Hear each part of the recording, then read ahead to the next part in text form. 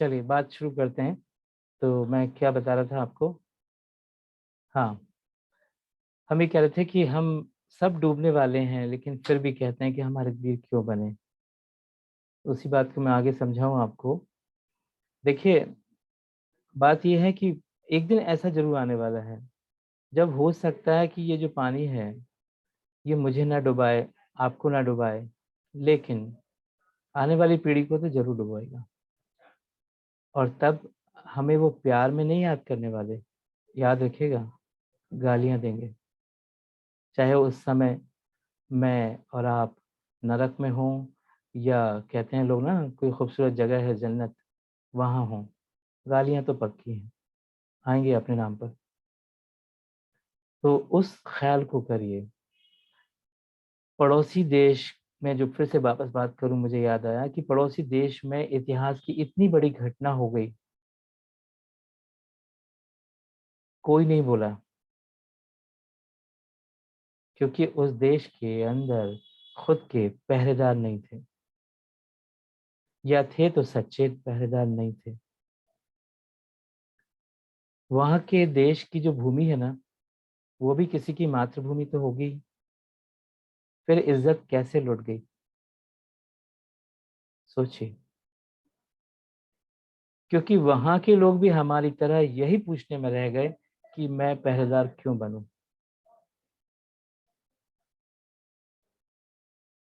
ऐसे समझिए, हरित वीर वाहिनी एक शक्ति है जिसमें हम आप मिलकर एक हो रहे हैं, एकीकरण हो रहा है।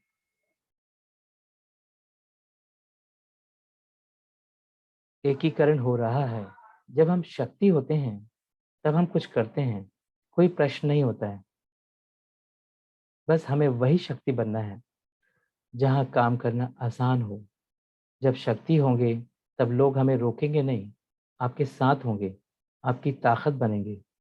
तब आप अपनी माँ को अनाथ नहीं छोड़ेंगे, माँ की रक्षा के लिए बनने वाली शक्ति पर सवाल नहीं करेंगे, साथ खड़े होंगे। क्योंकि वहाँ जो कहते हैं सभी के अंतस में माँ की रक्षा का जुनून होगा, ना कि सवाल। तो हम क्यों जुड़ें, हमें क्या मिलेगा, ये सवाल कभी अपनी माँ से करिएगा। माँ, जब पैदा होते वक्त मारा क्यों नहीं आपने? क्योंकि तेरे को तो हमें बड़ा करने में जिंदगी खपानी पड़ी, और आज के सवाल से दुखी नहीं होना पड़ता जो हम कर रहे हैं। क्या नहीं सुनना पड़ता है हर वीरों को? माँ की रक्षा के लिए बन रही इस आर्मी में ज्वाइन करने के नाम पर कैसे कैसे सवाल करते हैं आपके, क्या मैं आपको शेयर करूं। कई नए भाई बहन यहाँ तक पूछते हैं, भैया, दीदी, कुछ मिलने वाला है क्या, बताओ हो तो हम भी शामिल हो जाएं। हालत यह है कि माँ के साथ बिजनेस करने को तैयार हैं हम सब, हम, आप और सब। क्या कहूँ, माँ की सेवा भी करना आज सवाल है। लानत है, गलती सवाल में नहीं है, ये शिक्षा की तकनीकी की कमी है। हमें उन्होंने दरवाजे बताए, घर की सीमाएं बताई, ये इतना ज्यादा मन मस्तिष्क में डाल दिया कि हम इससे आगे की समझ को खोलने तैयार नहीं हैं। हमारी हालत उस गधे की तरह हो गई जो आप उसे सिर्फ बांधने की एक्टिंग भर कर दो, वो रात भर वहीं खड़ा रहता है, क्योंकि उसे लगता है कि जो आपकी सोच का एहसास उसके अंदर है, बस यही यथार्थ है, इसके आगे कुछ भी नहीं।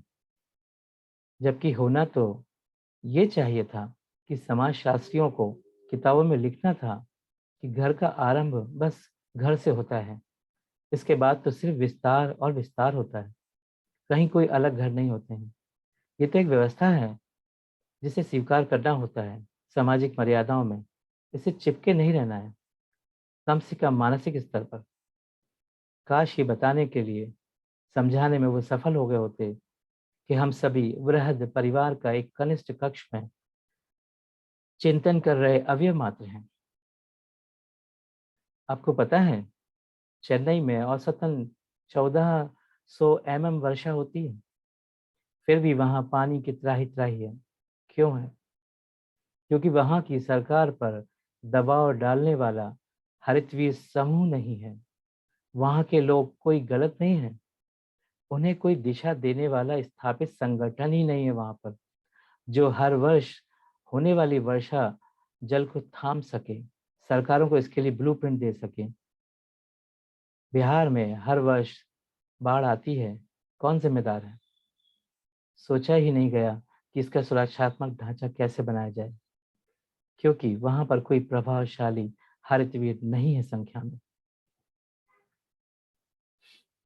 अफसोस, ईश्वर न करे, यदि इस सदी में हम आग नहीं जागे तो बिहार, झारखंड, पश्चिम बंगाल और पड़ोसी देश जो कभी हमारा पूर्वी बंगाल था, इसी बाढ़ के कारण अधिसंख्य हिस्से समुद्र में समा गए तो क्या करेंगे हम? सोचिए, हम सब ये छोड़कर क्या कर रहे हैं? कौन सा सवाल कर रहे हैं? एक बात बोलूं, जब प्रेम होता है ना, तब हम सोचते हैं उसके बारे में जिससे प्रेम होता है। एक बार प्रेम उपजेगा तो लोग पोंगल की पूजा का चिंतन करेंगे कि दक्षिण में सूर्य के साथ हरे वृक्ष की पूजा क्यों कर रहे हैं, गन्ने को इतना मान क्यों दे रहे हैं। फिर जानेंगे गन्ना सबसे ज्यादा सौर ऊर्जा ले रहा है और हरे वृक्ष सौर ऊर्जा उठा रहे हैं, इसलिए हम सब पूजा कर रहे हैं।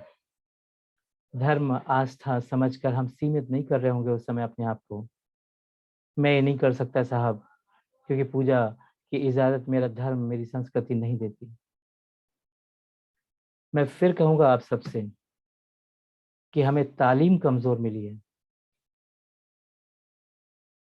पूजा का सही अर्थ बताया ही नहीं गया हम सबको। पूजा का अर्थ होता है सम्मानित करना, बस, इससे ज्यादा कुछ नहीं। पर किसी ने नहीं बताया। नहीं तो सम्मान तो कम से कम हम सब कर ही सकते थे। काश ये परिभाषाएं हमारे शिक्षाविदों ने दी होती तो हम आज कहीं और होते। आपको लगता है कि विकास के सही तरीके विकसित किए जा सकते हैं? बिल्कुल, मैं मानता हूँ। औद्योगिकीकरण के कई आयाम हो सकते हैं जिन पर हम चल सकते हैं, पर हम नहीं चल रहे। पर्यावरण को तार तार कर रहे ये उद्योग, अनियोजित अंधाधुकरण, क्या कहते हो, अंधानुकरण, शहरीकरण की होड़, गांव को मिटाने की जालसाजी रुक नहीं रही है। कौन जिम्मेदार है? सरकार, देश, या हम जो कहते हैं कि हरितवीर क्यों बने? मैं समझता हूँ प्रश्न तो ये होना चाहिए कि बताइए कैसे बनते हैं हरितवीर, कैसे जुड़ें? मुझे भी मेरी माँ से प्यार है, मुझे जोड़ो।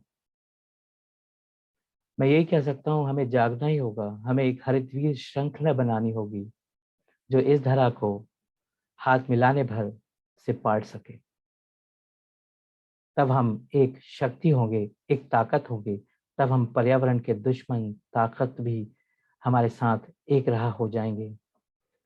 हम सभी एकीकरण की शक्ति जो इंटीग्रेटेड फॉर्म में होगी, बनेंगे एक दिन, जिससे काम करना आसान होगा। तब हम पोंगल, छठ पूजा, कान्हा जन्माष्टमी में पर्यावरण का विज्ञान ढूंढ रहे होंगे, ना कि सवाल। क्योंकि जब माँ से प्यार जगाने की बात होती है ना, तो हमारे कार्य सवाल नहीं होते हैं, संभालना होता है।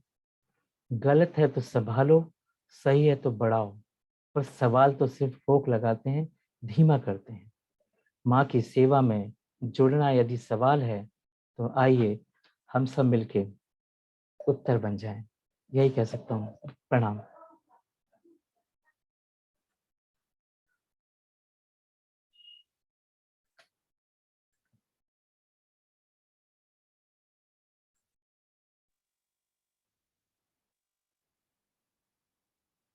जी, भैया ने आज जिस प्रकार हरित पेड़ की परिभाषा को विस्तारित ढंग से व्याख्यायित किया है, वो सब हम लोगों के लिए एक एक शब्द अनुकरणीय है और ग्रहण करने योग्य है।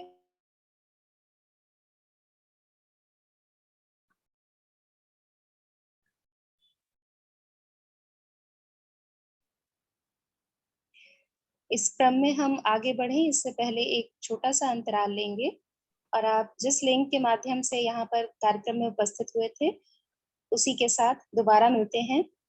प्रणाम।